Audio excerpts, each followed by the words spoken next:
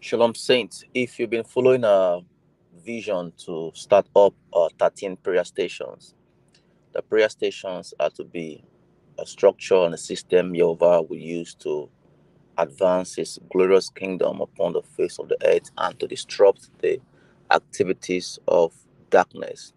Right now, I sense a strong need for believers around the world to begin to rise up and pray. And prayer must become a systematic strategy where we begin to direct our prayer as a weapon. Prayer must be directed more as a weapon to disrupt the activities of the wicked one. And also, it is a tool to help us advance the kingdom of Jehovah. Yeshua says, men ought to pray and not to faint. Paul in Colossians admonishes the saints, says, pray without ceasing. Devote yourselves to prayer and to pray without ceasing. So we are called to pray without ceasing. So one of the things lately that have been bothering my heart has been the most vulnerable in our society, the orphaned children. Orphaned children.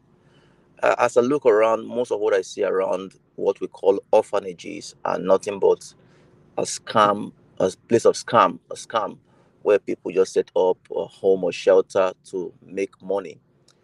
Children are sold, and now these children who are placed in these orphanages are sold to either politicians or sold to the ritual market.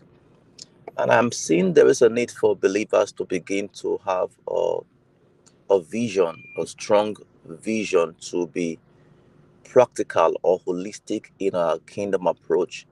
Yes, we are called to proclaim the good news of the kingdom through preaching, but it doesn't end with preaching. It also has to go with social work.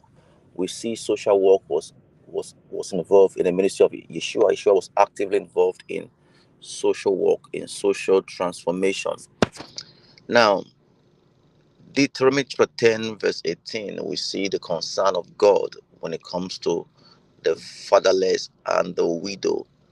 And if you read again in Galatians, where the apostles asked Paul to reach out to the poor, and Paul tells the apostles this was the very thing in my mind, to remember the poor, remembering the poor.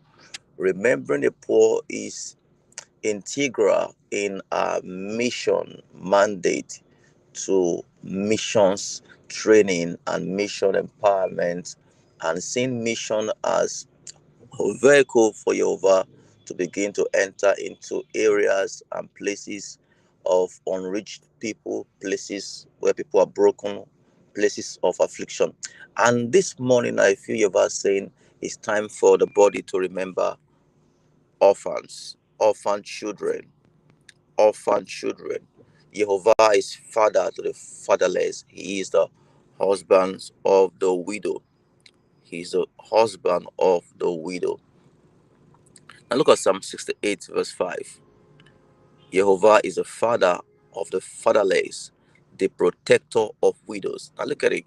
The idea widows are vulnerable. Orphans are also vulnerable. Therefore, Jehovah becomes a father, a strength, a shelter, a provider, a keeper, a strengthener of the children, and he's also the protector of the widow, because people often want to take advantage of people when they are vulnerable, when they are oppressed, and when they are weak. Now, what should be our practical response to orphan children? First and foremost, prayer. Secondly, we must begin to develop deep concern for children who are orphaned because they are in a place of vulnerability and the adversary is able to sow tares in their hearts, is able to sow bitterness in their hearts, the adversary is also going to sow in their hearts the hatred for God. Because when you're an orphan child and you're vulnerable, you begin to have a sense of, okay, is there a good God? Is Elohim good? The goodness of God is questioned in the hearts of orphan children. The enemy sees them as vulnerable and deprived. They are deprived of love, deprived of opportunity, deprived of care. So, what should be our practical response to this? First and foremost, prayer, deep concern, compassion, and eventually the need to set up homes. It could be orphanage, homes, shelter.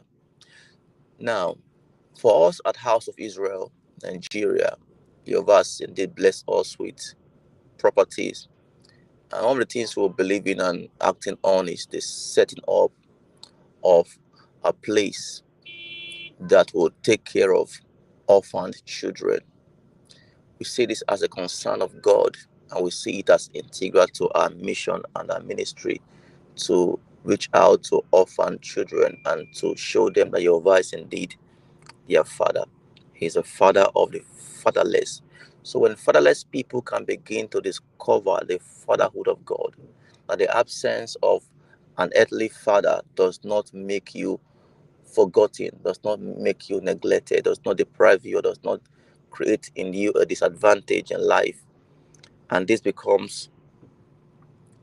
a place where they find their strength, and a place where they find their sense of identity in the Father. So Jehovah indeed wants orphans to find their identity in Him as their Father. But they will need a pointer, they will need an example, they will need a ministry